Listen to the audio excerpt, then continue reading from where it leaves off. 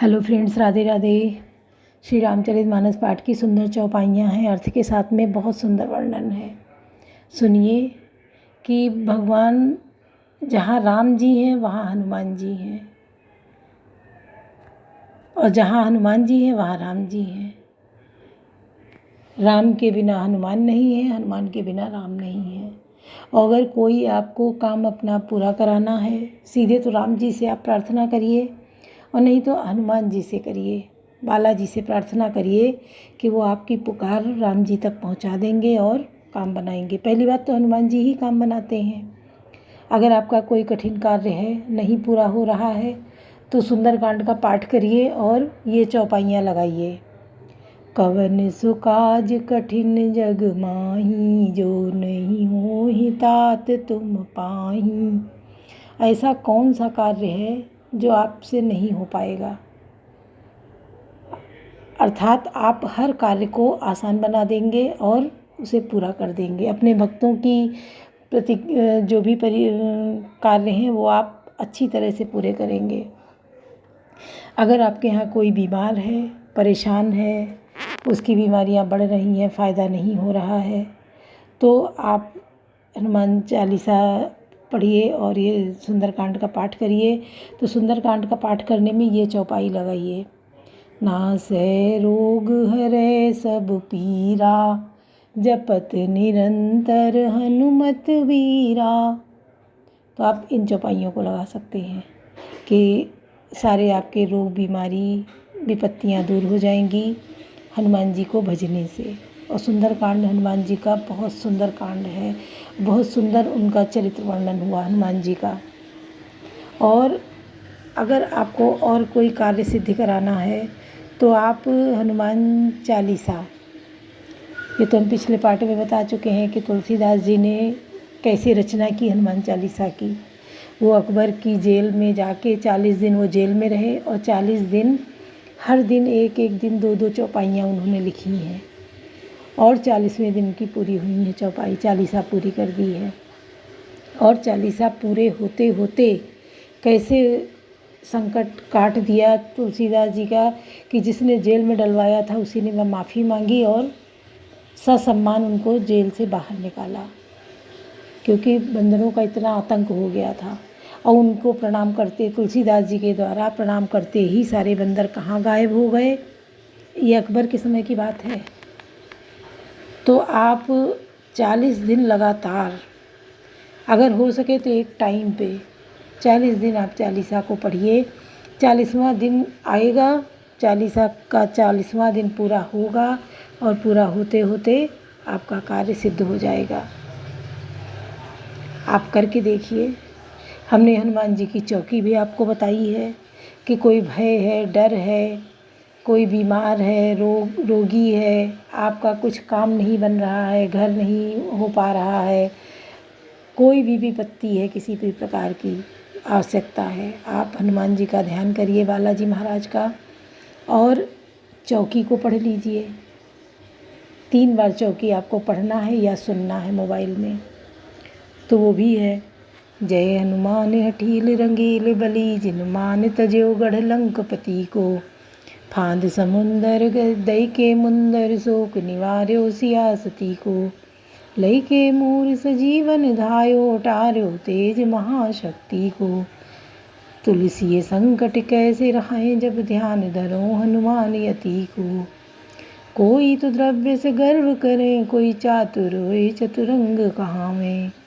कोई तो रूप स्वरूप बने, जो भूपन के डिग बैठक पावे। हमें भरोस वीर हनुमंता, ताहि अनु जो हमें सतावे। हे हनुमान स्वामी, दुआई आपकी, चौकी पहरा आपका, रक्षा करो, रक्षा करो, रक्षा करो।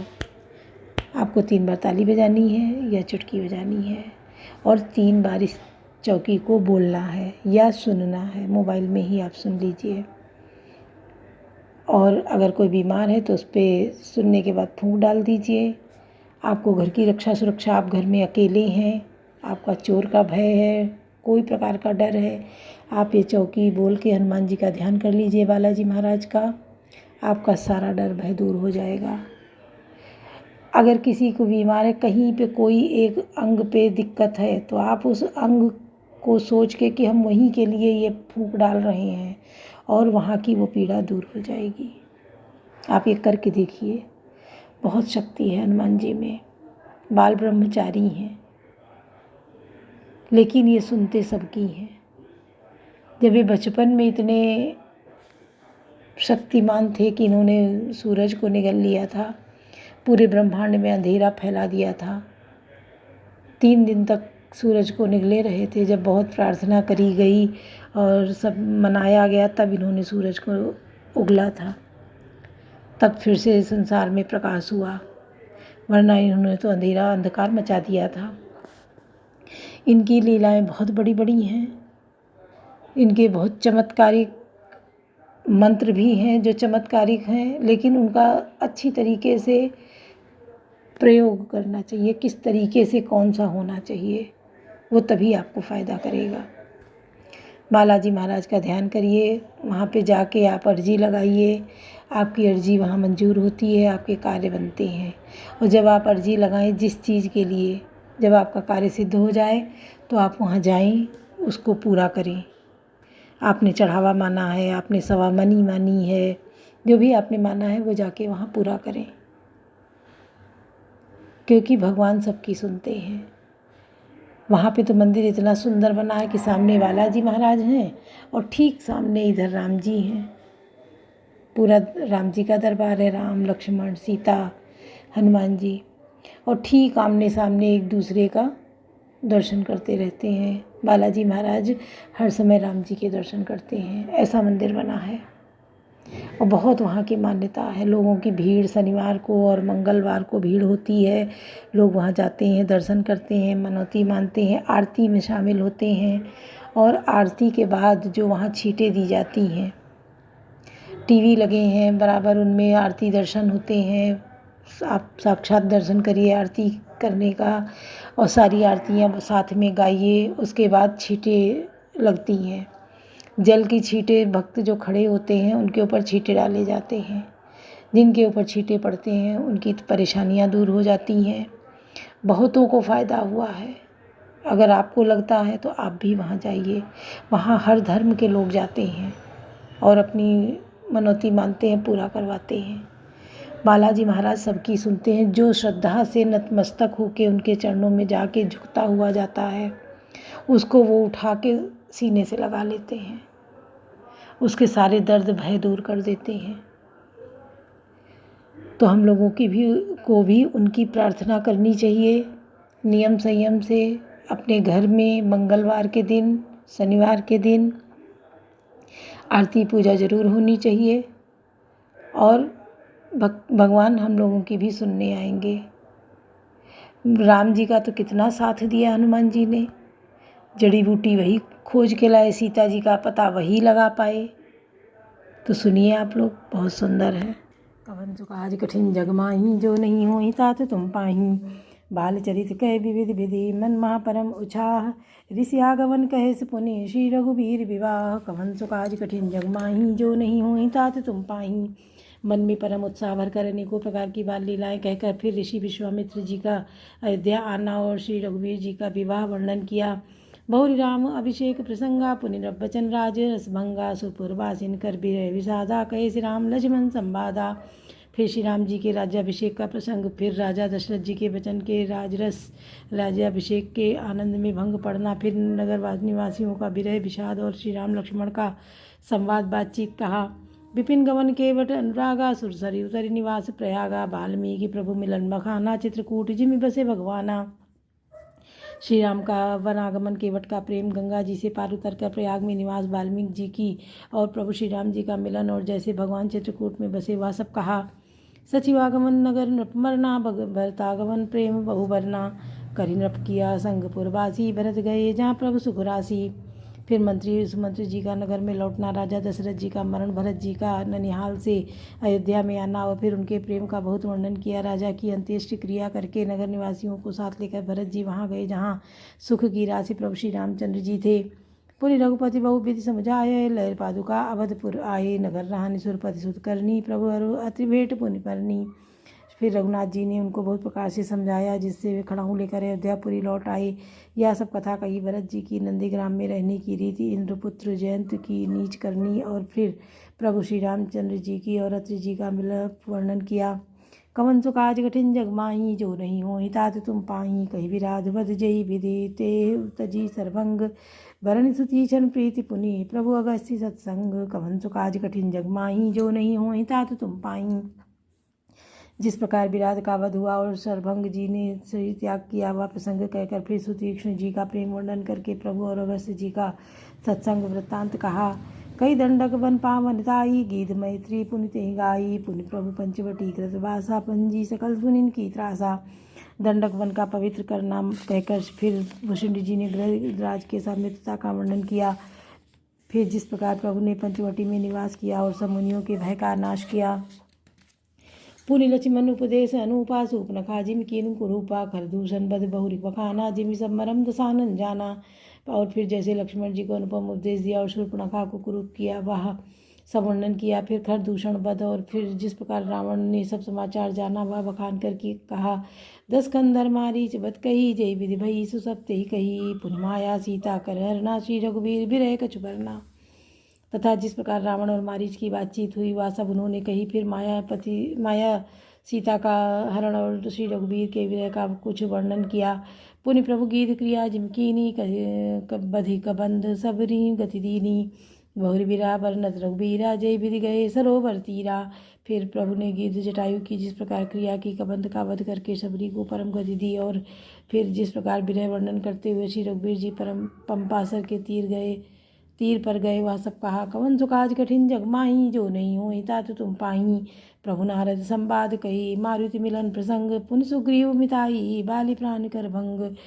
प्रभु और नारद जी का संवाद और मारुति के मिलने का प्रसंग कहकर फिर सुग्रीव से मित्रता और बाली के प्राणनाश का वर्णन किया। कपि तिलक करि प्रभु कृत, शैल प्रवर्षन वास।